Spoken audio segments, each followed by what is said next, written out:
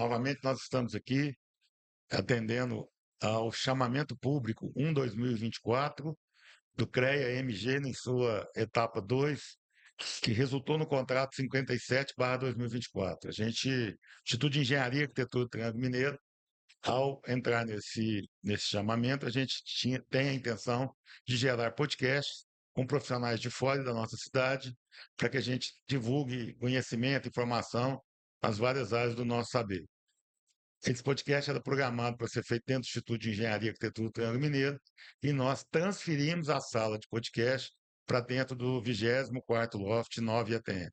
Para minha alegria, nós estamos aqui hoje com duas engenheiras, a engenheira Lídia Oliveira, de Catalão, no estado de Goiás, e a engenheira Paula Capelli Barreirinho, que é de São Paulo, mas que está residindo em Uberaba já tem alguns anos, então que a gente importou, então agora já é prata da casa.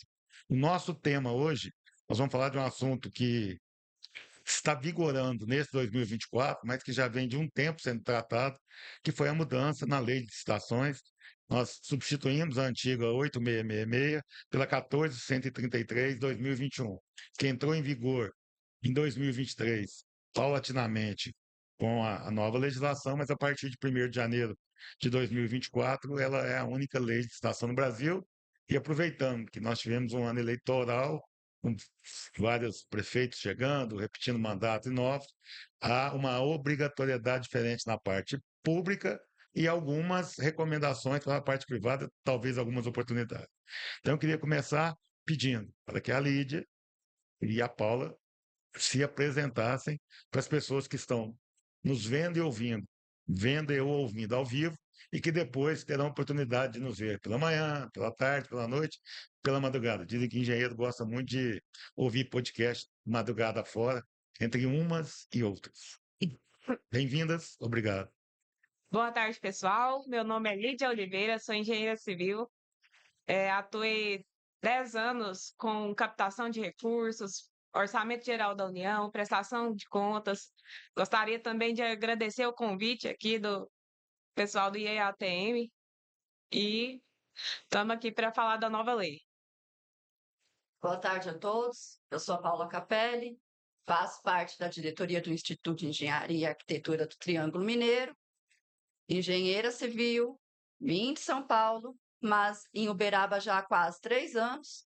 Atuo na área de regularização de imóveis e aprovação de projetos, qualquer projeto de prefeitura, mexo com papel. Bom, apresentações feitas, vamos a realmente que interessa distribuir conhecimento, aproveitando a disponibilidade das duas aqui. Eu queria, assim, que a gente começasse, Lídia, o que é, né, e o que na prática representa a nova lei de licitações, a 14.133/2021, primeiro, para o poder público, né, e depois já também falando para os profissionais das engenharias, da agronomia, do design, em que momento isso eu vejo como uma oportunidade para nós. Queria ver a sua visão sobre isso. A nova lei 14.133, também ela conhecida como a Lei Digital, ela veio para cobrir as falhas que a 866 nos trouxe. A 866 era um pouco abstrato, os conceitos, a questão de prática dos processos licitatórios. A Lei 14.133 trouxe mais esclarecimento, trouxe um procedimento passo a passo e com promovendo mais transparência e nessa questão de processos licitatórios. Agora, diferente da 866, né, a 14.133 exige que se faça um planejamento efetivo. Na 866, apenas a vontade de se contratar uma obra, no caso, seria o suficiente para que se abrisse um processo licitatório. Com a 14.133, começa-se um planejamento mais elaborado. Agora, além da lei de diretrizes orçamentárias, a lei de orçamento anual, o município também tem que fazer o plano anual de contratações. E nele tem que estar previsto todas as obras que serão executadas, todas as compras que serão feitas pelo município.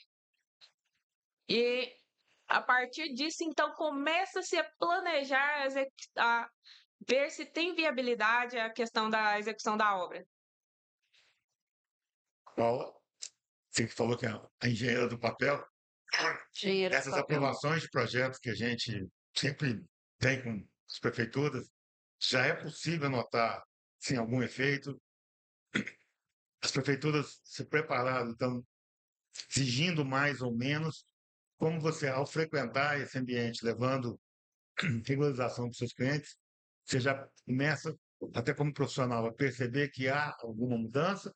Ou ainda, como é Brasil, a gente vê muita gente ciscando e nada acontecendo? Infelizmente, a mudança ainda não aconteceu, não. A aprovação de projetos, ela ainda não, não está. Eu vejo, como profissional, que as prefeituras não estão preparadas. A 1433, ela, na teoria, ela facilitaria muito. Porque hoje, como que funciona a obra hoje? A obra hoje, você leva menos tempo planejando, mais tempo executando, consequentemente com muitos erros. A 1433 seria o oposto. Você passaria mais tempo planejando, menos tempo executando, com uma margem de erros bem menor. As prefeituras ainda não estão preparadas, mesmo que os profissionais se preparem e porque muitos escritórios já estão se adequando a isso, mas quando chega na prefeitura, a prefeitura não tem nem equipamento para receber esses projetos.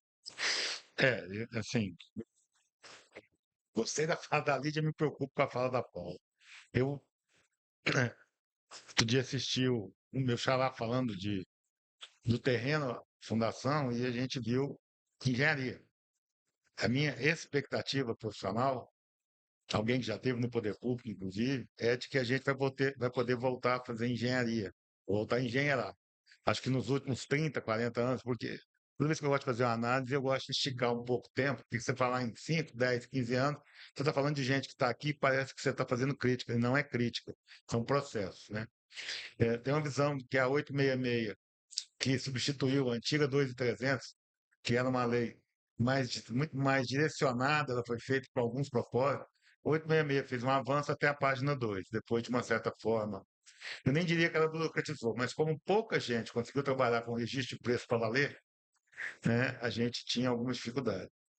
E eu vejo a lei nova também tirando um pouco tem algumas modalidades que mudaram. Né? A famosa boa carta convite não tem mais. Então, feito esse cenário, voltando à palavra planejamento, a gente pode afirmar, né, porque a gente está falando de prefeituras, mas serve para as câmaras municipais, serve para todo agente público, seja do município, do estado, da federação.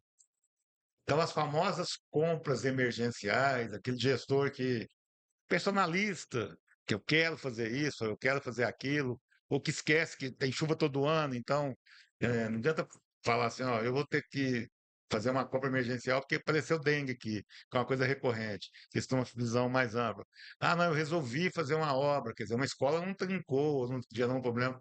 Então agora, a nova lei, de uma certa forma, também exige gestores mais profissionalizados e equipamento. Me preocupa quando a Paula fala de Uberaba, né, que é uma cidade que.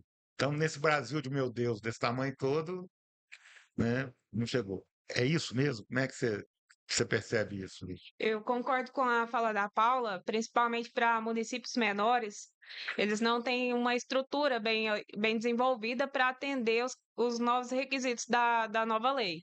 Hoje, o projeto começa no estudo técnico preliminar, onde você tem que unir todas as equipes do município. Se vamos fazer uma unidade básica de saúde, então a equipe de saúde vai entrar com dados daquela região que deseja se atender, se precisa ser uma unidade de tratamento intensivo, se é um hospital, se é uma unidade básica de saúde, e aí eles fazem esse levantamento com dados técnicos da área da saúde, vem a equipe do financeiro, complementa para saber se o município tem condição de ter um orçamento, lembrando que a gente só pode contratar agora, começar um processo de contratação de execução de obra se tiver com dinheiro em caixa.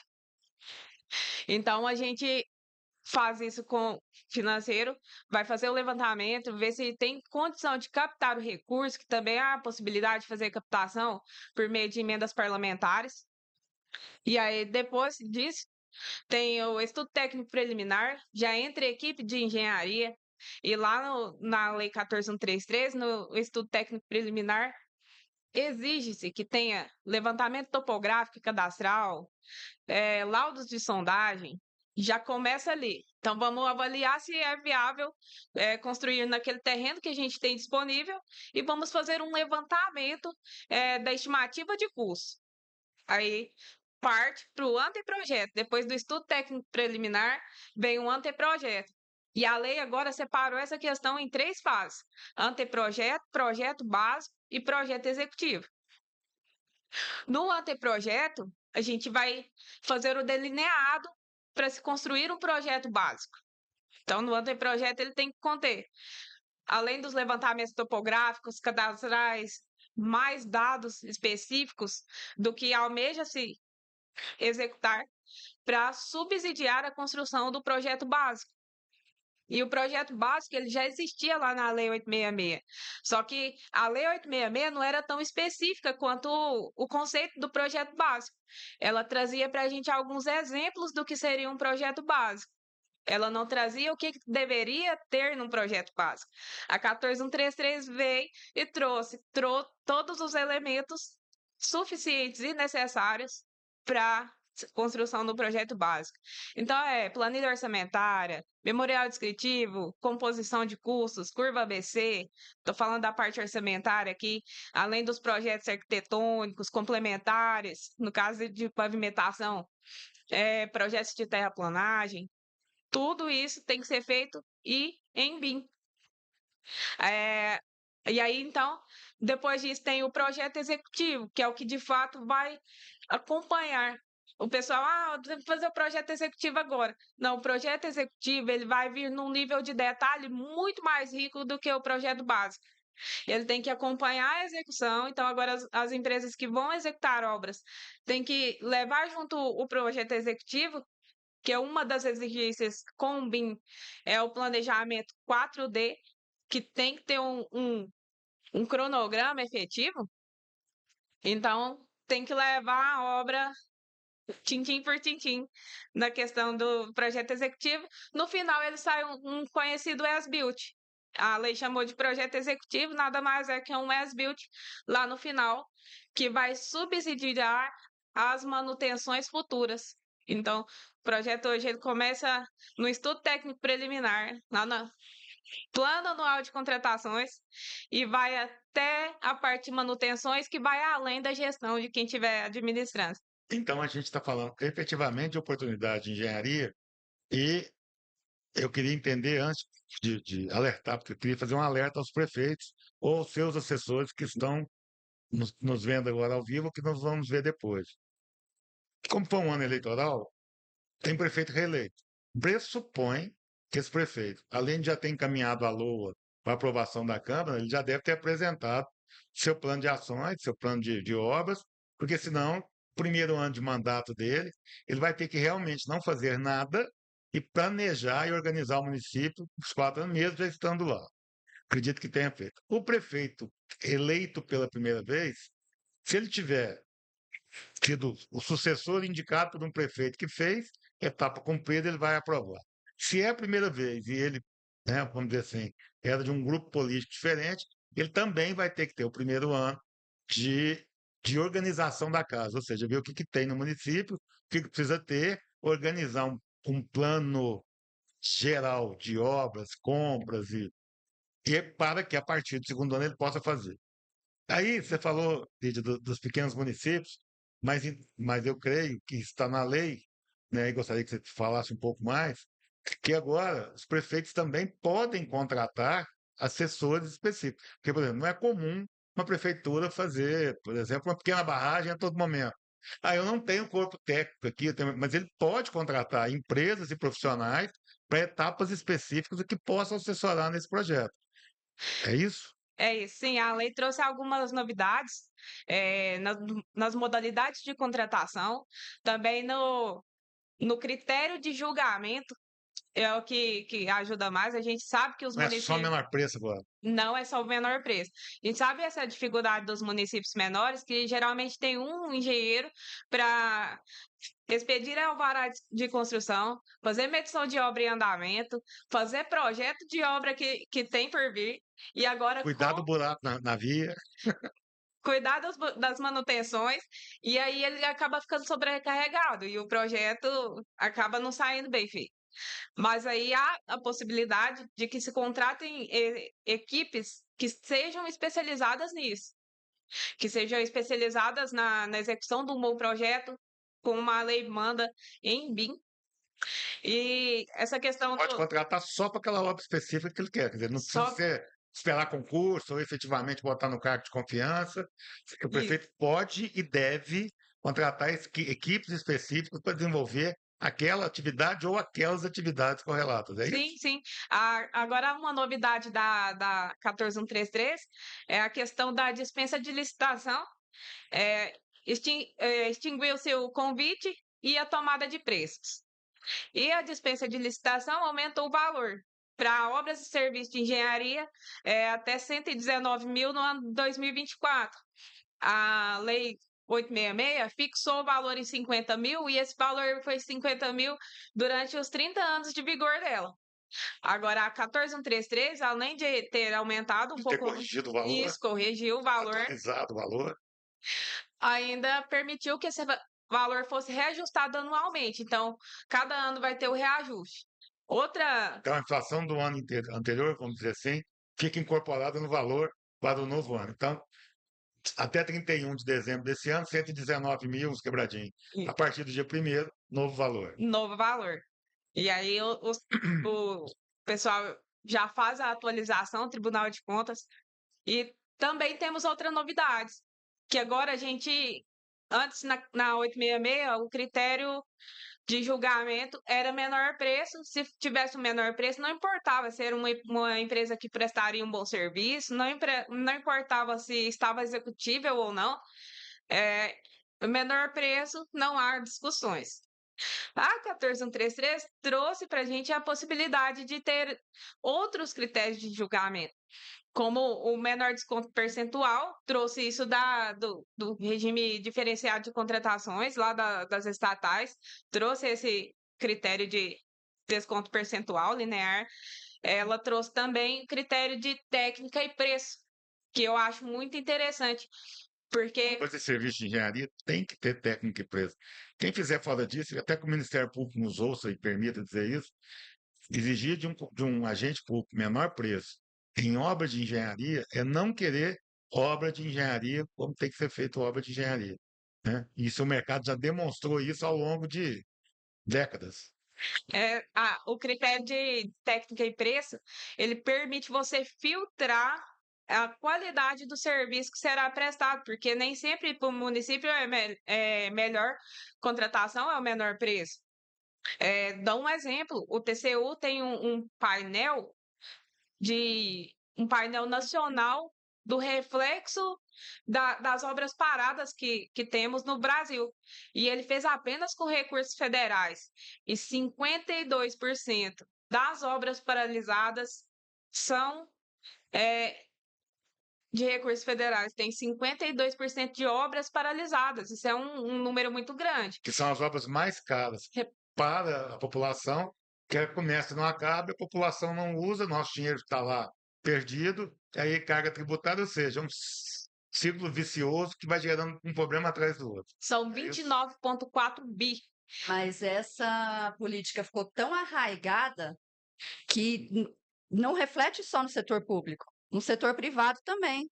Às vezes você tem um profissional que ele vai te ofertar um serviço muito melhor tecnicamente falando, e ele perde para um profissional que não vai entregar aquele serviço para tecnicamente muito bem desenvolvido, mas por uma política de preço mais baixa. Então, assim, vem lá de cima até Culturalmente é chega uma no privado cultura que vai também, ser muito difícil de porque as empresas conseguir querem aparentemente uma eficiência e isso. todo mundo esquece que não há nem almoço grátis e nem milagre, né? A gente brinca muito que o tijolo, você fazer uma obra de tijolo. Então, se tem 1 metro quadrado lá, 25, 30 tijolos por metro quadrado, não há no mundo condição, e no Brasil, em nenhum lugar, de você fazer uma parede de tijolo, metro adicional, sem ter tijolo. Só que tem que entender que existem os custos locacionais. Tijolo ao lado do olaria, o tijolo ao lado da cerâmica, o tijolo em regiões mais desenvolvidas, ele caminha pouco. Portanto, você tem um dito frete, ou como gostam os novos tempos, uma logística. Mas quando você vai para outros lugares, então não adianta querer fazer um preço nacional para lugares tão afastados. Então, são coisas tão simples, mas que aparentemente. E isso, infelizmente, vai para a cultura privada também. Né? É É, isso? a questão do preço, a nova lei trouxe inclusive uma regra a ser seguida no critério de orçamentação. Ela nos diz que prioritariamente para as obras civis será usado SINAP, e isso em sequência.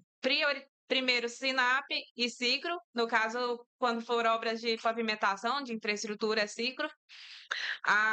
Lembrando que a Cicro ela tem já incorporado na estrutura dela essa questão de adaptação para a região, só porém ela é usada para obras De infraestrutura. mais de infraestrutura e também obras maiores. E aí, segundo passo, Velho e bom SINAP, que a Caixa ama, né, e, que é o nosso grande contratador de obra habitacional, ele continua firme e forte. e agora ele é primeiro da lista. Entendi. E aí, depois disso, a gente pode usar o painel de referência de preços. Esse ainda não está estruturado, mas está na lei. Creio que muito em breve terá um painel nacional de referências. Tem o painel Vamos de explicar preços. isso mais, que isso é muito importante.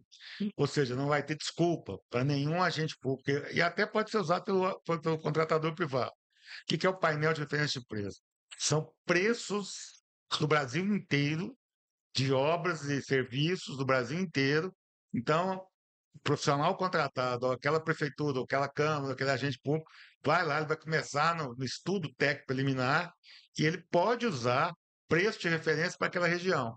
Então, são preços já aceitos, são preços já exequíveis, são obras que já aconteceram de serviço e que, portanto, podem ser usadas de referência.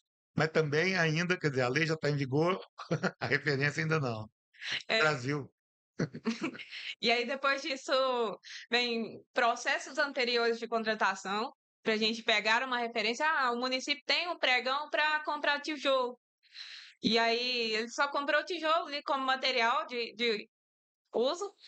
E aí, a gente pode ir lá pegar essa referência para adaptar para o município esse valor. Desde que bem justificado, pode ser feito isso. E aí também abriu para planilhas oficiais regionais. No caso de Minas Gerais, a CETOP MG, ela é mais regionalizada. Inclusive, a CETOP, ela, diferente de outros estados, ela tem uma separação. Ela separa em Triângulo, região central, Alto Paranaíba. Então, ela faz a separação regionalizada. Eu acho isso fantástico. Perfeito, excelente. Eu vejo, quer fazer um complemento, Paulo? Eu percebo assim, você está falando, Lídia, e a gente já ministrou, inclusive, dentro de uma outra parceria com o sistema, um curso a gente falou disso. Então, eu acho que a gente começa a dar alguns alertas. Primeiro, profissionais, quem está no mercado, quem está em busca de mercado, entenda a lei de estações, aprofunde na lei de estações, porque ela é uma realidade e que vai abrir oportunidade de mercado de trabalho. Seja você contratado direto pela prefeitura, pela Câmara Municipal da sua cidade, por um órgão do Estado, essa possibilidade vai acontecer. Seja você prestando serviço até para iniciativa privada. Né? Nós vamos entrar no BIM com mais detalhamento. O que se percebe na sua fala é que foi feita uma nova lei de licitação, teoricamente, tentando acabar.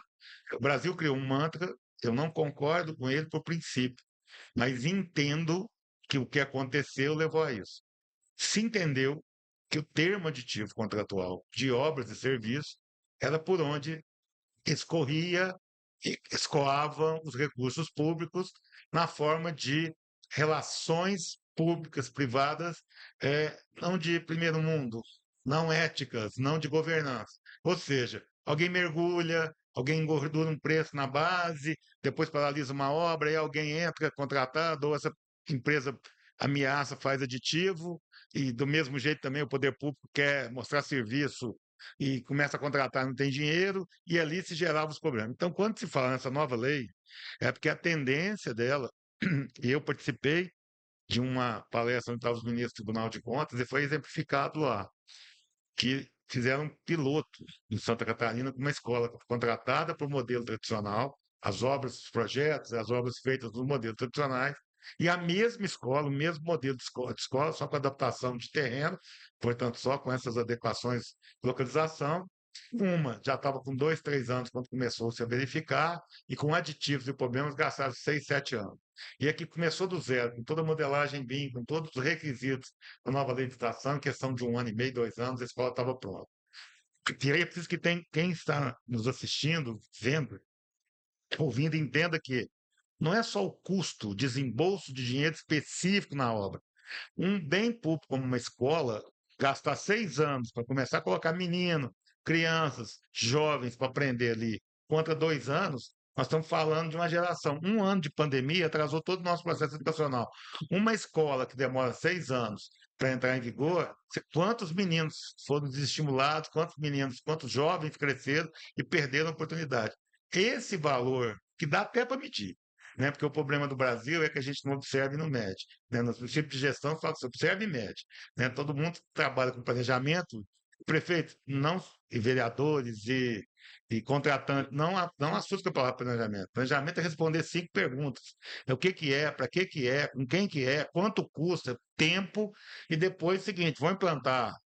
Planejei, pensei, vou implantar. Mando fazer, mando, meço. Está errado com o certo, arrumo, vou rapidamente. Então, é uma oportunidade também para que a gente comece a separar os nossos gestores públicos, não vou falar do joio e do trigo, mas aquele que trabalha com profissionalismo, trabalha com seriedade, né? Porque assim, eu sou de uma geração, vocês são muito novos, é que se evitava fazer obra de saneamento porque eram obras enterradas. Que Os ninguém vê. militantes não vão ver, então não vão votar. Né? Aí tinha aquele prefeito que falava qual que é o melhor caminho para fazer, qual que é o melhor trajeto para fazer um caminhamento popular. Pô, deixa o povo andar. À medida que o povo anda, você vai seguindo o passo e vai fazendo calçamento. Quer dizer, não dá mais. Quer dizer, a gente teve outro dia também, participando do evento, uma palestra sobre saneamento rural. R$ 4 empregados. R$ 1 empregado em saneamento público elimina R$ 4 do custo de saúde. Se metade do nosso orçamento, se metade das verbas impositivas são saúde, é conta. Então, quando a gente fala de um gestor profissionalizado, bem assessorado, é porque se você trabalhar bem o orçamento do município, por menor que ele seja, vai sobrar recurso. E, obviamente, você começando a mostrar serviço, o próprio deputado vai querer te levar uma emenda para lá, porque vai ver o dinheiro dele, porque ele está da emenda, ele também disputa a eleição. Então, a gente sai do círculo vicioso ruim, e passa por um círculo bom de momento interessante. Seria isso mesmo?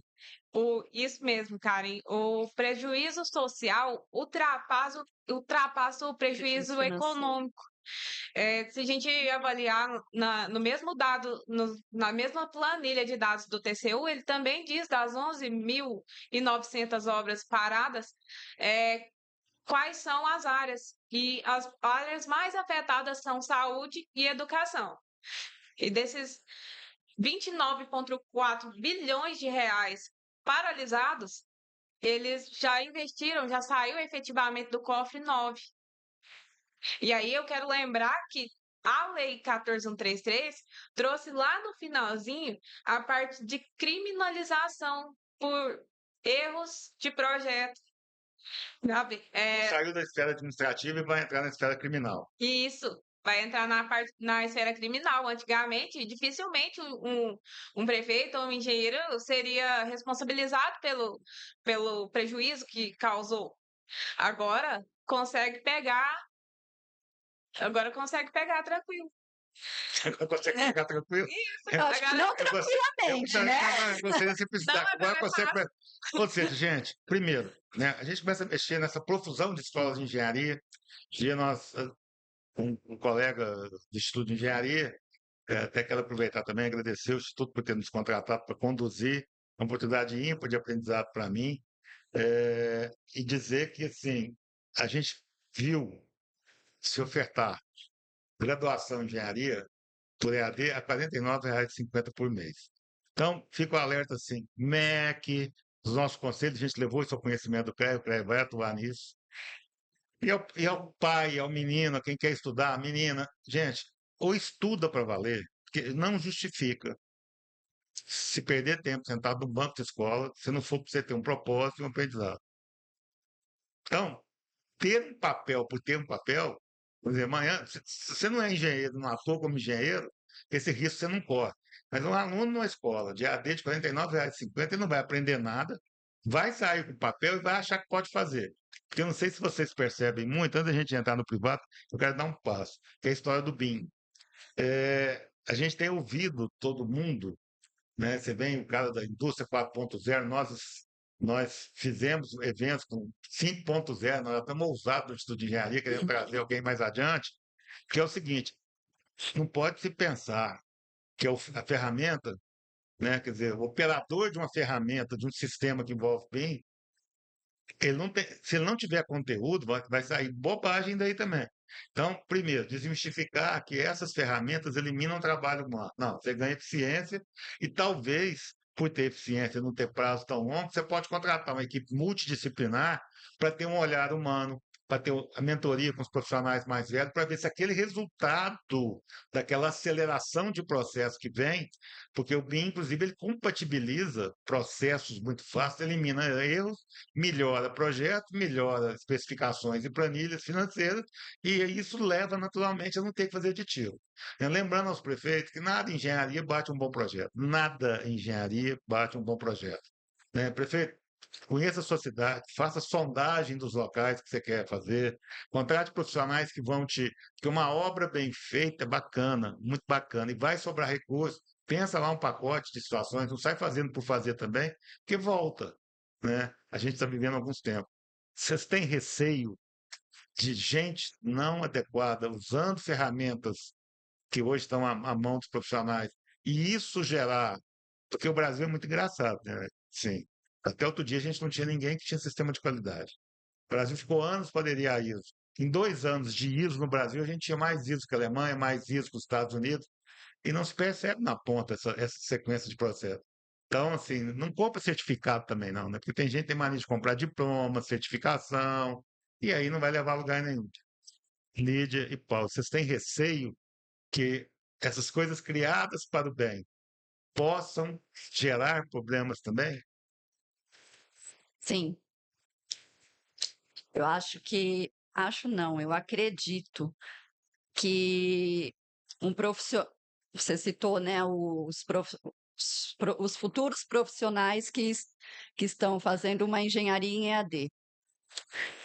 Eu sou muito cética quanto a isso, porque a gente que fez a engenharia presencial, a gente sabe o quanto é difícil presencial, gente. Imagina no EAD, Um país que nós não temos cultura. não, não tem, não, Segundo ou terceiro diploma, o cara já está mais. Primeiro diploma, eu não acredito não, mesmo, nem com os não. meus Para amigos das primeira melhores escolas de engenharia, AD. não. Com Para toda boa primeira vontade engenharia, deles. não.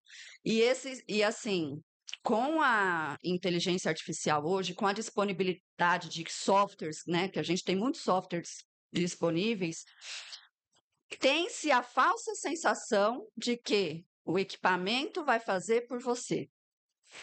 Mas tem que ter o olhar humano, porque a inteligência artificial, o software, ele vai seguir o comando que você der. Certo, fiquei sabendo que o IA é a memória da internet. A internet, a gente fala em educação, antigamente você tinha um livro, eventualmente um bom resumo, e uma boa enciclopédia. Hoje você tem tudo, mas você não tem como separar o joio do trigo, Você né? pega um software de cálculo estrutural, por exemplo. Ele vai te entregar o cálculo, ele vai te mostrar, ele te dá o projeto, né? O software ele te dá até o projeto estrutural. Mas se você não tiver experiência, se você não tiver o feeling para aquilo, para conferir se aquilo realmente está correto, você corre um grande risco de ficar refém Vocês não da podemos correr máquina. o risco de sair Não, do engenheiro canetinha para passar para o engenheiro canetinha do IA. canetinha do IA, refém de software. Sobre esse tema também, eu gostaria de chamar a atenção, é porque existem softwares BIM, tipo o Revit, que é um software que ele tem a aceitabilidade BIM. Porém, talvez um profissional que trabalhe com o Revit, que é um software BIM, fala que faz projeto em BIM. E não é. E não é. E aí a gente tem que trazer essa informação. Não, eu preciso que você detalhe isso, porque eu já escutei. Fulana é a craque do Revit, ela é o nosso Ela BIM faz na nossa BIM. empresa. Não é? Não Explica é. por que que não é a diferença, porque nós não estamos falando nem bem nem mal, nós estamos dizendo que o que está na nova lei, que se entende como BIM, não é o Revit. Não é o Revit. O É um Revit é um projeto 3D. É, o BIM, na essência dele, a grosso modo, é a interação entre as disciplinas e a compatibilização para que não haja interferências, que não tenha um tubo passando dentro de uma viga, que a gente não precise corrigir um problema de projeto lá na execução da obra. Então, o BIM é a integração e o planejamento. O que ocorre é que, por exemplo, o Revit, ele vem com uma programação genérica. E às vezes, com essa programação genérica, a gente não consegue extrair o nível de dados necessários para a gente conseguir efetivamente montar um projeto em BIM. O São BIM ele coisas. vai até para o canteiro de obras. E O BIM não é só fazer a modelagem 3D. Por isso que hoje a gente fala que não existe ainda obra 100% em BIM no Brasil. Porque o BIM, o correto, como a Lídia disse, é multidisciplinar. Então, do planejamento até o canteiro. A gente não tem profissional para isso. E aí, para isso, é necessário fazer um plano de execução BIM, que é uma diretriz que dirá como será feito aquele projeto, qual é o nível de detalhe esperado, quais são as integrações que são necessárias. Tudo isso é necessário. Eu acredito que muito em breve sairá uma jurisprudência obrigando os municípios a fazerem o plano de execução BIM. O plano nacional já está em confecção.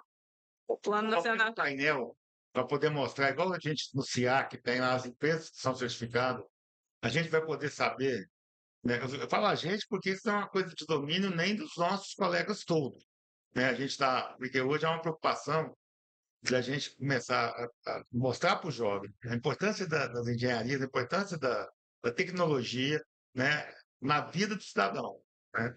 Porque, tem um professor, mas para ele poder dar aula tem que ter um espaço. O médico, tem cirurgia. Tudo que está ali é engenharia, quer que seja a sua essência. Então, não tem como a gente não falar que a engenharia está em tudo. Mas a gente vai conseguir, nós profissionais, porque eu estou falando dessa dicotomia, entre profissionais. Imagina com a população, com os nossos contratantes, do público e do privado. Em que momento ou nós vamos ter que treiná-los? Nós, por exemplo, é uma tarefa do Instituto de Engenharia trazer o BIM correto, além de capacitar o profissional, fazer momentos com os contratantes explicando de fato o que é e como é, o que é o escritório BIM, o que é um processo BIM, o que é um. Porque senão também vai ter gente contratando com a melhor das intenções, o projeto correto no 3D, achando que está no BIM e não está. É isso? É exatamente isso. Às vezes contrata-se achando que é BIM, é aquele famoso ditado, gato por lebre. Tô Não, comprando. já acontece hoje, né? Hoje já Isso. acontece. A pessoa contrata achando que é BIM e não é. Vou dar um exemplo concreto. Você não conhece, mas eu depois quero. Prefeitura de Uberaba já entrou na lista. Prefeitura de Uberaba, nós estamos falando de Uberaba para o mundo. Ela já adotou a 14133 desde o início do ano passado. Então, teoricamente, tudo que ela está fazendo são processos dentro da 14.133. Tem que ser. Tem como a gente saber se é mesmo? Tem, porque os arquivos em BIM, eles saem num formato chamado IFC. E esse IFC, ele carrega todos os dados, vamos dizer assim, o DNA do projeto tem que estar nesse IFC.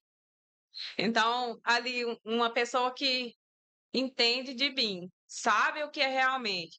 Ele vai pegar um projeto, uns dados IFC e vai conseguir ver o DNA daquele projeto, se ele foi projetado adequadamente. E isso é muito fácil de fazer. O TCU aderiu softwares da AutoQI, mas eles são voltados para projetos estruturais. E tem inteligência artificial do TCU trabalhando nessa área. Acredito que muito em breve eles vão conseguir pegar. Estão trabalhando muito para isso. Lídio, você está dizendo aqui, o Instituto de Engenharia não está fazendo esse podcast com o sentido de alarmar ninguém, mas a gente está fazendo esse podcast tentando, e a gente chamou, e a Lídia foi convidada para a gente estar falando com os prefeitos da região, da nossa influência, porque é o seguinte, ninguém é melhor que ninguém, nós não temos uma receita pronta e não estamos falando que está errado, nós estamos dizendo o seguinte, é sério, está acontecendo nessa palestra do Tribunal de Contas, quando eles adiaram o ano passado, tem o ministro do Tribunal de Contas, que é um ex-governador de Minas, e ele foi muito claro. O período de adaptação ficou no adiantamento da lei que entraria em vigor em abril e passou a entrar para valer em janeiro. Conviveu um período que era para se tirar as dúvidas. Então, primeiro, o Instituto quer mostrar aos nossos colegas das engenharias, das geociências, do design, até arquiteto, que nós somos Instituto de Engenharia e Arquitetura, e tem um arquiteto trabalhando hoje, já existem as competências que são próprias, que esbarram uma na outra, que são próximas. É o seguinte, é uma lei séria que vai criminalizar, mas que ao mesmo tempo aumenta muito a oportunidade. Então, leve a sério, faça cursos, faça treinamentos, busque informações. E aos contratantes, somente da área pública, mas também da privada, porque a pessoa vai perder emprego se ela fizer coisa errada, vai ter uma série de situações. Vai jogar dinheiro fora e não é bom isso. Que é uma coisa que é séria. Eu sou um dos que acredito que é uma lei que veio para ficar, uma lei que veio para pegar. Né? Usando um termo brasileiro, essa lei vai pegar ou não? Essa vai pegar. Ela pega. Por quê? Porque brasileiro por si só, ele pode não entender a legislação, mas ele não quer ouvir coisas que ele ouviu no passado, ele não quer ser surpreendido com notícia de jornal, de site, de recursos que, sabe, alguém comprou não sei o que no anteprojeto, você não se aceita mais esse tipo de erro com recurso público. Então, veio para ficar mesmo. É isso? Sim, veio para ficar. E a resistência, ela pode, né? Essa resistência de aderir, de prorrogar, essa coisa toda, justamente pelo que a Lídia falou. Tudo vai ser rastreável, tudo vai ficar muito às claras. Não vai ter como dar o jeitinho brasileiro. Então, eu acredito que até Afinal de contas, a União está equipado para buscar, para entender isso, isso. até para você nessa demorou, né? Porque assim, já era para ter assim, ela não vem para ficar, já era para ela estar a todo vapor. Mas essa demora, essa lentidão, creio eu que foi até por conta disso, porque tudo vai ficar às claras. Eu falo muito do Tribunal de Contas da União, porque ele é o mais aprimorado nessa. Aí o Brasil não E- tem obra pública sem recurso da União, seja ela municipal, seja ela do Estado, ou seja, Mas eles só vão lá pegar. os tribunais estaduais também estão se informando, os tribunais municipais, depois da União, quem mais faz contratações são os municípios, de quem sai mais orçamento, mais contratação, depois da União são os municípios. Os tribunais estão se aperfeiçoando, eu acho que eles vão fazer, tudo tende para que eles se interajam e se unam para ver tudo num lugar só. O país que tem a dívida pública que nós temos. Mesmo que dívida pública seja uma coisa que se role e negocie, fiscalmente, né, do ponto de vista fiscal, há problema. Nós estamos vivendo isso na prática. Então, efetivamente, com os estados endividados, municípios endividados e a União não podendo fazer, até porque hoje a margem de recursos para se fazer investimento no Brasil, a necessidade ela é pequena, então a eficiência vai ter que acontecer. E a eficiência virá por mecanismos técnicos legais, ou seja, a palavra que eu usei bem no início, de engenheirar. Eu queria dar um tempinho, a gente falou do bem, quando a gente fala do privado, que vem da cultura de menor preço, como é que a gente pode alertar o contratante da iniciativa privada, né, dos grandes prédios? Outro dia eu estava assessorando um empreendimento que o cara captou lá 80 milhões para fazer um empreendimento imobiliário da cidade vizinha aqui, então 80 milhões. 80 milhões são ainda, mesmo que sejam os milhos híbridos da Cargill, ainda são milhões. Para ele não perder dinheiro também, não atrasar a entrega, porque hoje é uma grande preocupação, né? Se time is money, a cada período se atrasa, do ponto de vista público, é a população que não utiliza, e aí já tem, voltando nisso, o Tribunal de Contas do Estado já aprimorou esse conceito, então, às vezes o gestor público era punido no passado, porque ele esquecia de publicar um aditivo, uma adequação, mas a obra já estava pronta, estava em vigor. E às vezes o outro fazia tudo dentro da regra, mas a obra estava parada. Então, aí hoje a gente já percebe que aquela obra que está pronta, que está para ser usada pela população, portanto, o cidadão, que é o verdadeiro dono do recurso, e ele que paga tributos, ele usando a obra pública, melhor. Então, se usar a ferramenta, vai ser mais fácil. Mas como é que na iniciativa privada os grandes contratadores podem e devem usar essa tecnologia, independente de ser obrigatória ou não? Como é que ele pode usar BIM, inteligência artificial, para que ele também economize e otimize seus recursos? Bom, trazendo em um termo bem popular para iniciativa privada, quem nunca viu uma obra que excedeu e muito o orçamento? Quem nunca teve essa experiência ruim? No Então, caso, tem até a máxima, né? Você fazer sua casa, você tem que fazer duas, a sua uhum. e a dos palpiteiros, né?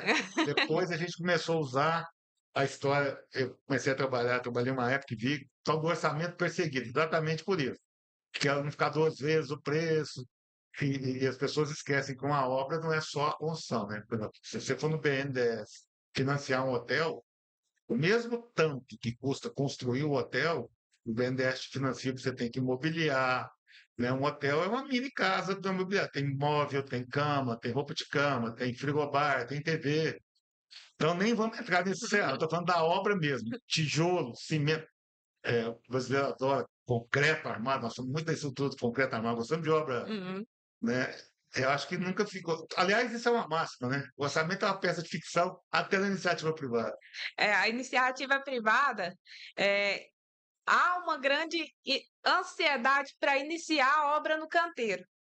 E a gente fala muito para os nossos clientes que quando eles estão fazendo o projeto, a obra deles já começou, ele não tem que ficar ansioso. O tempo que ele investe no projeto, os valores que ele investe no projeto, eles retornarão em uma economia muito grande na obra.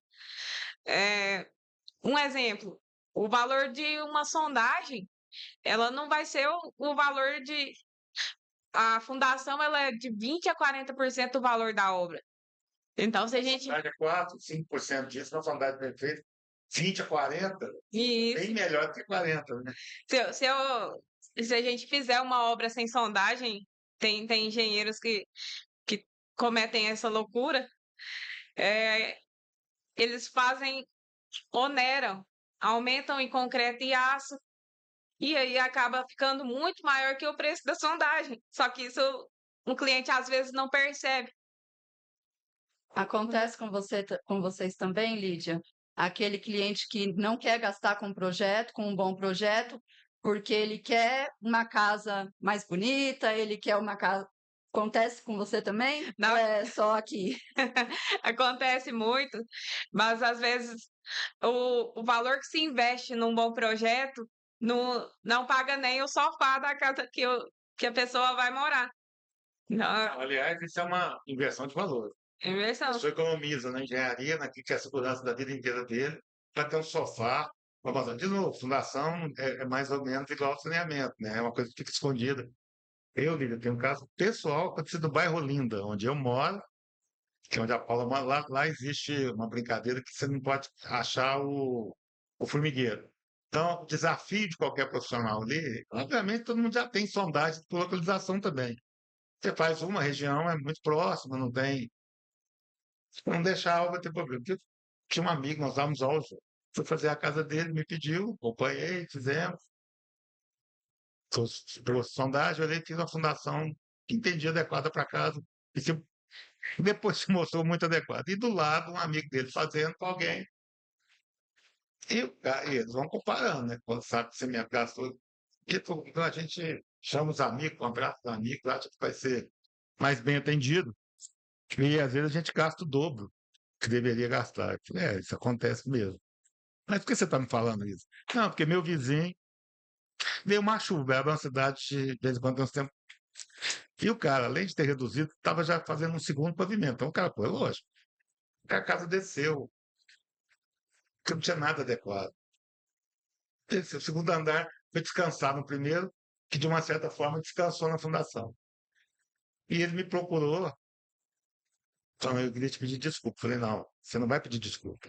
Você vai comprar a casa do cara. Põe sua família lá. Não é sua mulher, seus filhos. Não, Carlinhos. Não, não estou chateado, não. Eu só acho que deve estar até mais barato agora. Pega o projeto dele, faz e põe. Não, não, não, não, vamos tocar o nosso. Então, assim, eu lamento, né? A gente fala muito de prevenção do risco para evitar o dano. Infelizmente, né, a gente viveu isso aqui, ninguém gosta de uma boa lei de inspeção. Né? O cara, mas cair. Não, caiu sinistro. Sinistro é outro problema. Nós estamos falando do planejamento, da prevenção. Então a gente vai ter que mexer. Tomara que essa nova legislação, porque também fala, toda tecnologia, quando é muito usada, ela vai barateando. Imagino que nós vamos ter acesso. Mas eu acho que fica outra lição aqui, para quem está na iniciativa privada, grandes corporações ou não.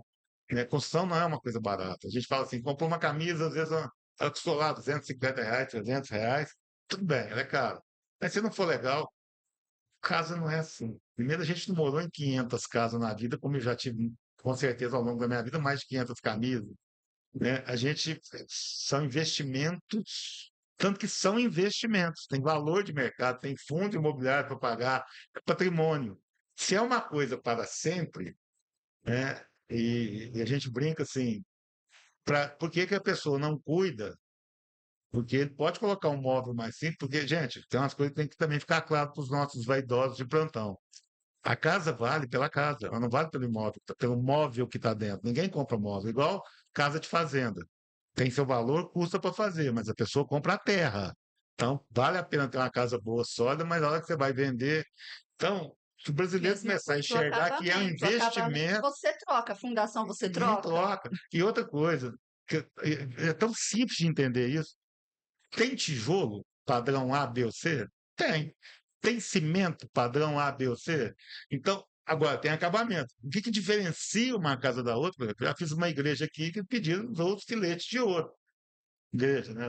Assim, acho que isso também já está ficando um pouco no passado, né? Deus não tem essa. Mas, aliás, o problema das religiões não são nem Deus nem Jesus Cristo, são os fã-clubes. Tirando os fã-clubes e suas vaidades, suas posturas, o que a gente precisa entender é o que diferencia é o acabamento. Né? O cimento continua sendo o mesmo, mas você pode colocar um outro tipo, uma pastilha, mas a essência de uma construção é da fundação à cobertura. Né? Você pode ter uma telha, mas a base é a mesma. Mas é tão difícil de entender isso, né? Tanto que assim, ó, tem gente que constrói para vender e não faz o acabamento. Porque a cor que eu gosto não é a cor que você gosta, Lídia, não é a cor que a Carla gosta, não é a cor que quem está nos ajudando aqui, o nosso amigo, né, o Henrique, está gravando, cada um, então você não faz. Mas a primeira coisa que você vai olhar é solidez, e as pessoas parecem que não pensam nisso. Além da solidez, eu vou um pouco mais além. Terão vidas, terão famílias utilizando aquele espaço. Imagina se fosse a sua família. E se ocorre um problema desse, a sua família está lá embaixo. A gente tem que também ver Intangível, que é a razão de ser de tudo, né? isso. Fala, Paulo. Mas saindo um pouco da engenharia, indo para o mercado imobiliário, na hora da comercialização desse imóvel, isso não é levado em conta. Uma questão cultural também, que a pessoa, quando ela vai comprar um imóvel, ela vai pela beleza. Ela não pergunta do que qual é aquela casa, qual é o projeto, o sistema construtivo dela. Ela não sabe nem aonde que passa o cano da casa, aonde que passa os. Então, Então, é assim, fica não. mais uma. A pessoa não testa a descarga para ver se tem pressão de água, É. né? Depois ela vai conviver o resto da vida com uma casa que sai Não pouquinho. se dá o trabalho de apertar o interruptor para ver se não está tendo alguma queda de Não vai energia. apagando e acendendo para ver se de Isso. um lado para o outro da casa ela vai andar no escuro à noite, às vezes tropeçar. Então, gente, de novo, fica um alerta aqui. A gente saiu de uma coisa específica com a nova legislação, a 1433 de 2021, caminhou pelas importâncias para o público e o privado, para nós profissionais, nós entendermos, atuarmos, das oportunidades de mercado de trabalho. A gente vai explorar ainda daqui para o final sobre as várias etapas, porque quem fiscaliza uma etapa não vai poder fiscalizar a outra, então também não vai ser o mesmo engenheiro da cidade pequena que vai do projeto até a construção. Hoje vão ter que ter equipes multidisciplinares trabalhando nisso, mas fica um alerta aqui. Gente, nosso Mas que setor, se comunicam entre entre si. si, mas fica um alerta aqui dessa fala nossa. Isso tudo resulta num produto mais bem acabado, mais seguro e melhor para a sua vida. Seja sua vida pessoal, sua vida profissional, sua vida empresarial, comercial. Então, para quem está nos vendo, ouvindo, vai nos assistir depois, na hora que você for adquirir um patrimônio, verifique as condições.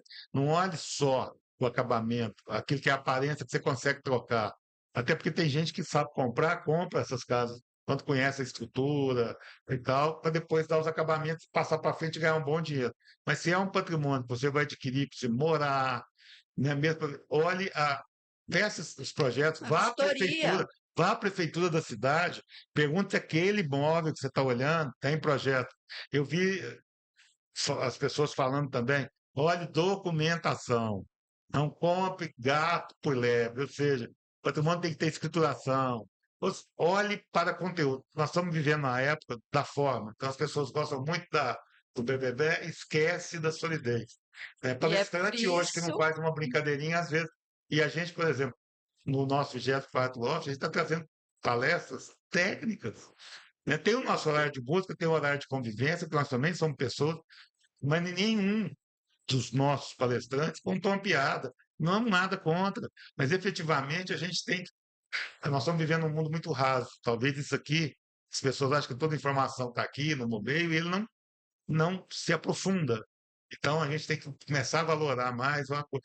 Esse nosso podcast, ele é gostoso de ouvir. A gente toca. Não, a gente está falando de coisa séria, de coisa técnica, de coisa importante para nós, enquanto cidadãos, e para as comunidades onde nós estamos inseridos. Então, eu acredito que não foi nesse pleito, mas eu adoraria que daqui a 4 anos, num debate, numa campanha política, a gente pedisse ao gestor, se estivesse reelegendo, ou aos novos, se eles já têm, se eles têm conhecimento da lei, e se eles, ao pleitear ser prefeito, já fizeram um plano, ou estão pensando em fazer um plano, e qual a visão dele sobre esse momento. Porque a gente tem que começar a escolher as pessoas que, que a gente sabe que vão conduzir dentro da regra, dentro da técnica, dentro da estrutura. Né? Isso, principalmente o combate à desinformação, né? A gente está justamente aqui fazendo isso, tentando combater desinformações que tem por aí e que acabam gerando prejuízo muito grande, tanto o econômico quanto social. É isso, Paulo. É. Ó, Nós estamos no presente, gente. Assim, já que a lei está vigorando, já que daqui, nós estamos falando hoje, dia 30 de novembro, daqui 31 dias teremos gestões novas. Então, talvez eles já serão cobrados, pelo menos pelos órgãos fiscalizadores do governo federal e estadual, para que hajam nessa linha. Você já tem pelo menos essa expectativa? Assim, nós vamos ter gestores a partir de 1º de janeiro de 2025 que terão que se preocupar. Ou vocês acham que ainda vai dar para dar uma enroladinha, porque eu estou entrando agora? Eu espero que não. Talvez a minha opinião seja, não é possível que isso vai acontecer. Não, não, ocorreu essa preocupação no final de 2023 e não foi prorrogado A lei entrou. Vigor. Isso. Não tem desculpa mais. A lei. Apesar de ser a lei do dia 1º de abril, porque ela não é a lei do dia da mentira, é uma lei da verdade. Não tem desculpa mais. Ela entrou em vigor no dia 1º de abril de 2021. Prorrogou-se até 2024 o vigor efetivo dela. Para a adaptação. Para adaptação, não se adaptaram e aí agora acabou o prazo, serão cobrados. Nós estamos chegando numa situação bem interessante, né? Vocês são novos, talvez vão ver mais do que eu, né? Que já passei por alguma vez. Comecei a trabalhar na 2.300, a 2.300. A 2.300, então. A 2.300. A 2.300. Esse Brasil já foi. Gente, assim, eu fico vendo, né, tudo que eu já vivi na minha vida. E, e eu realmente, e não é assim não, deslumbramento, a merda, não acredito em tudo, não. Mas olha que eu sei que ela está errada, tem coisas para melhorar nela mesmo, né? Porque, inclusive, a Câmara Brasileira de da Construção está pedindo algumas adequações, porque tem umas novas modalidades aí, não tem? Assim, existe um formato novo, principalmente para quem tem tecnologia, né? Por exemplo, a tecnologia é minha, é exclusiva, é de uma determinada empresa. E ela vai ter que ser olhada com algum cuidado, não vai? A 14133 prevê uma modalidade além da concorrência, além de tomada de preço, além de também tem figura do concurso que a gente não falou, os pregões terão que ser hoje preferencialmente à distância. Isso é uma das coisas que eu acho um erro. Eu não acho que é a proximidade que vai gerar corrupção.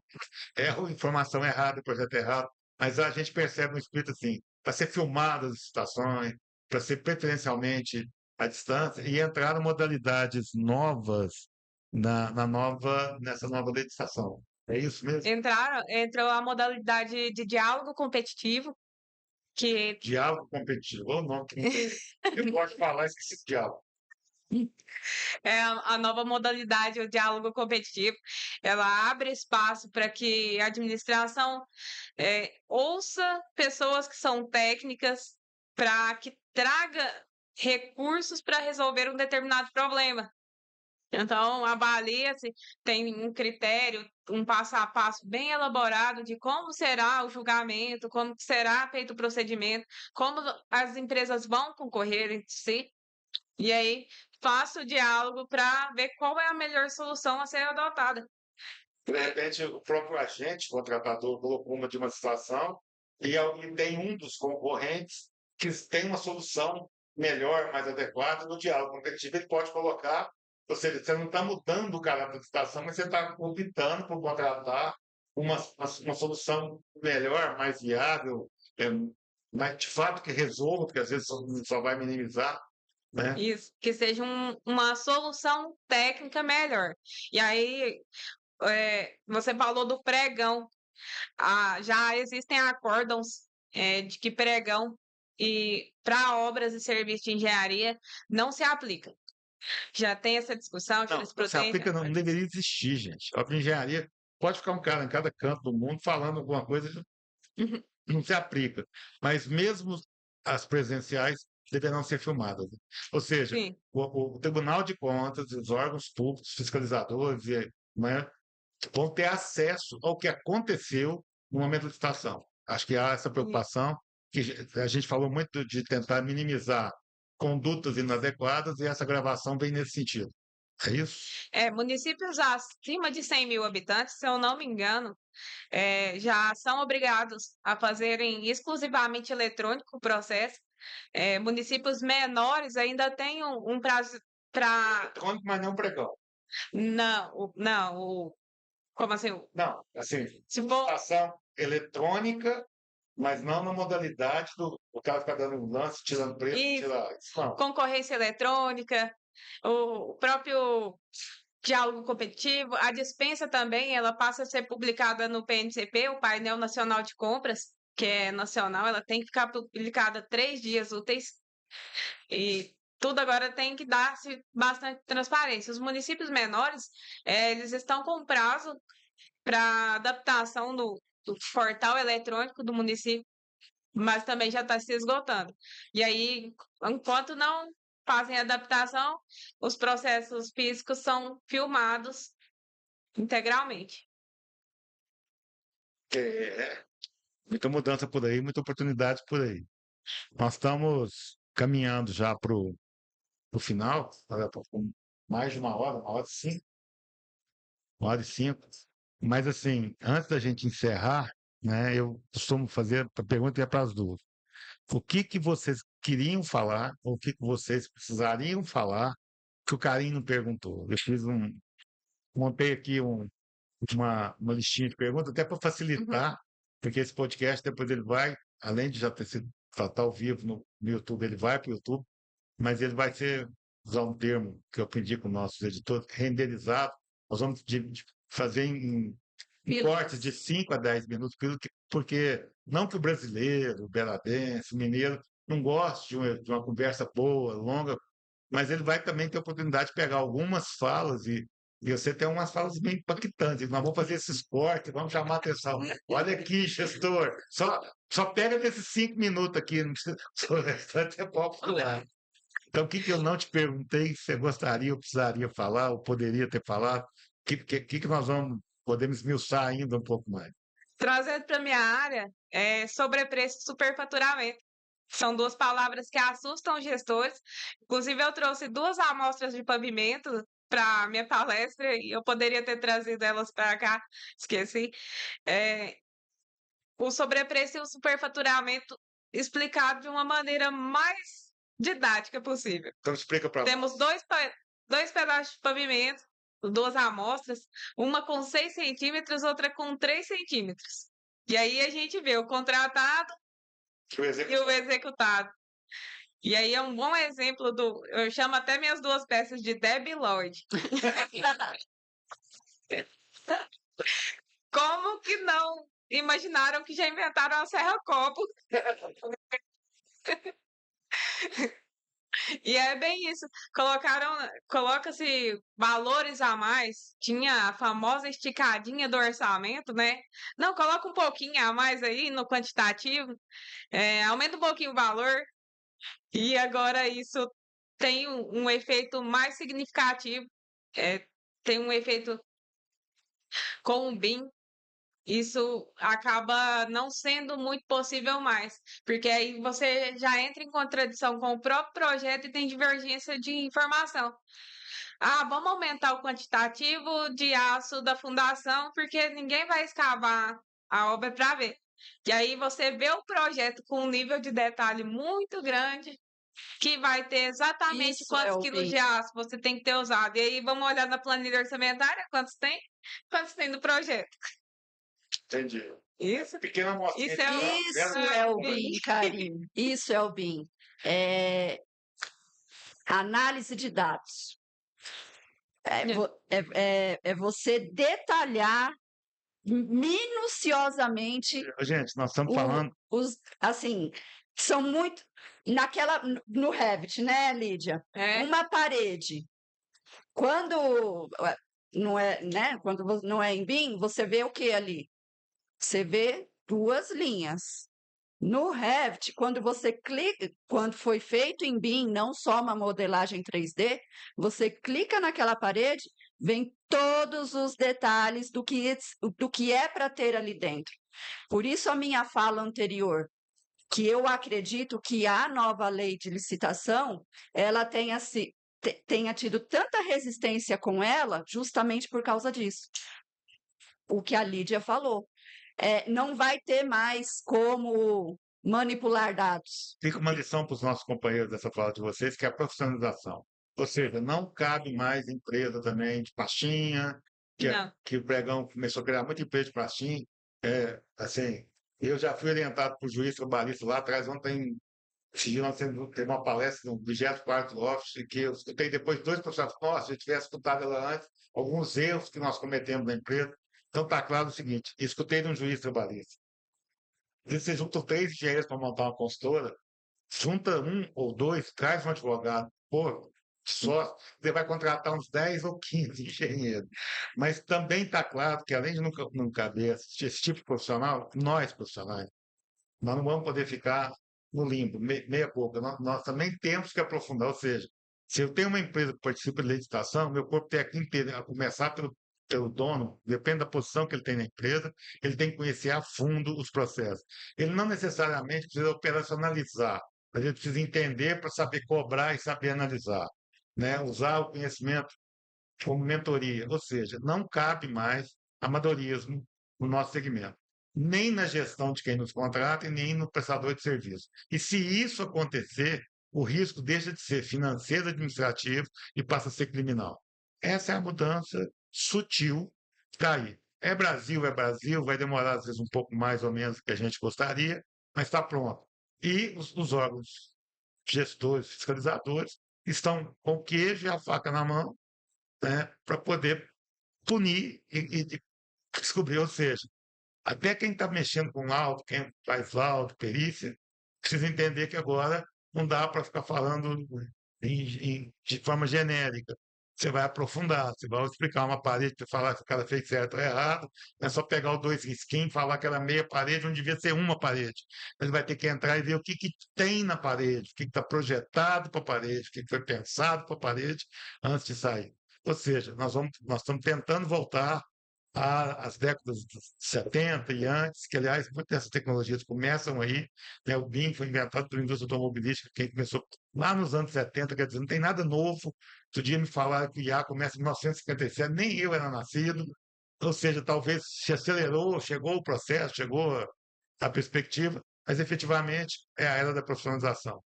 Independente de já estar formado, do tempo de formado, e principalmente os nossos jovens que estão no banco da escola, migrem rapidamente, se aprofundem na informação, que o mercado de trabalho terá, principalmente se o cara estiver preparado para esse novo mercado de trabalho. É isso? Sim, é isso. Para eu vejo assim que cada vez mais eu tenho uma esperança. Você citou os canetinhas de ouro, né? Eu tenho uma esperança de que com essa mudança a tendência né, é diminuir esses profissionais que não atuam de forma correta. Então, a própria legislação vai filtrar, vai separar o joio do trigo. É isso. Então, caminhando final, é isso? Tem alguma pergunta mais para fazer? Alguma coisa para responder? Não, não. Bom, eu queria, assim, abrir para vocês, então, se despedirem e agradecer, porque eu, em nome do Instituto de Engenharia e Arquitetura Triângulo Mineiro, queria muito agradecer por me dar das duas. Principalmente você, Lídia, que saiu catalão, desde Goiás para nós, está aqui com a gente nesse momento fazendo nosso podcast. É uma palestrante do 24º LOF. Foi difícil contratar seu passe. Você tem um agente muito exigente, o Lucas, que é uma pessoa ligada a gente, fez uma dificuldade para ser contador, com todo respeito aos meus colegas contabilistas, que já também fez uma dificuldade para a gente trazer você para cá, saber da correria, da disponibilidade, eu já agradeço. E aberta a palavra final de vocês. Eu gostaria de agradecer a vocês a disponibilidade, o convite, para estar aqui contribuindo com esse assunto que é tão importante, já faz parte da minha vida aí já há 10 anos. Você tem E experiência profissional, você já trabalhou em prefeitura, trabalha isso, você conhece os dois lados da moeda, né? isso Vê o crime que tem no meio ali, né? antes de ser engenheira, eu estava do outro lado da moeda, então por isso que eu tenho bastante experiência, já vi muita coisa. E muito obrigada a vocês mesmo. Fala. Bom, só tenho a agradecer a presença da Lídia aqui conosco, né? Como o Karim disse, ela, né? Tipo assim, mas eu não posso ficar tanto tempo longe do escritório. Aí com a facilidade da tecnologia, pôde.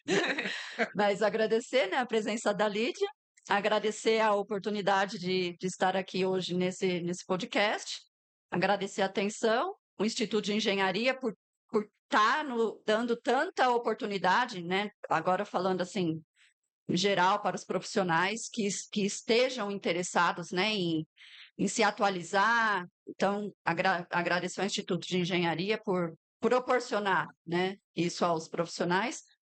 E a você, Karim, por Consegui conduzir bem? É. Falei, tinha que falar, fiz as colocações. Eu queria O agradecer, recado foi dado.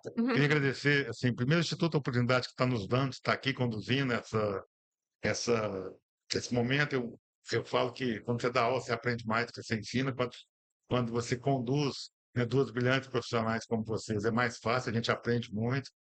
E vocês foram me levando a buscar, na minha memória, toda a experiência, o Instituto, ao contratar, nos convidar, pensou num profissional que tivesse bagagem para conduzir, não só um profissional para fazer as perguntas, né? Eu volto a repetir, queria agradecer muito ao CREA-MG, que através de chamamento público 1/2024, etapa 2, que gerou o contrato 57/2024, nos permitiu essa sala de podcast que nós temos lá no Instituto. O Instituto migrou a sala para o 24º Office, e a gente então pôde aproveitar a sua estada aqui, trazer, porque não é barato, gente, não tem noção quanto custa trazer uma profissional dessa, que tem a prática inteira, concluiu engenharia, agora está do outro lado ajudando. Então, está provado que tem profissional no mercado para atuar, né? A Paula atua, a Lídia atua.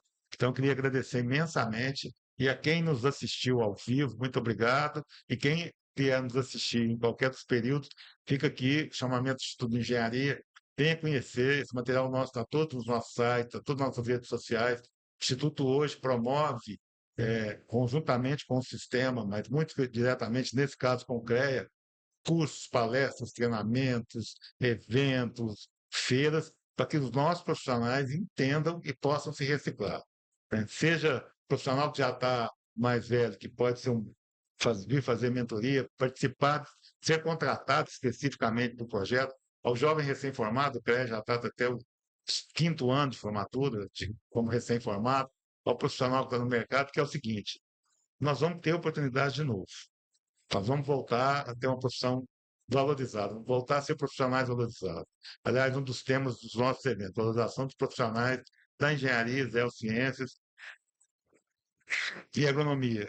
Mas também precisa que nós, profissionais, nós, enquanto empresa profissional individual, mas que na própria empresa, isso é outra coisa, não há porque profissional trabalhar como pessoa física, tem que trabalhar como pessoa jurídica. Isso é um regime de contratação que veio para ficar, as grandes empresas já fazem isso, vai ficar mais fácil. Então, a prefeitura não pode contratar um profissional, tem que contratar uma TJ. Isso também nós vamos fazer, alertar isso depois, mas venha reciclar, venha aprender. Né? Com certeza, quem quiser contar, usar o serviço das pessoas que nós temos aqui, estão à nossa disposição no Instituto de Engenharia. E me cabe agradecer a vocês pela disponibilidade. Valeu demais. Obrigada. Obrigado. Obrigada, boa tarde.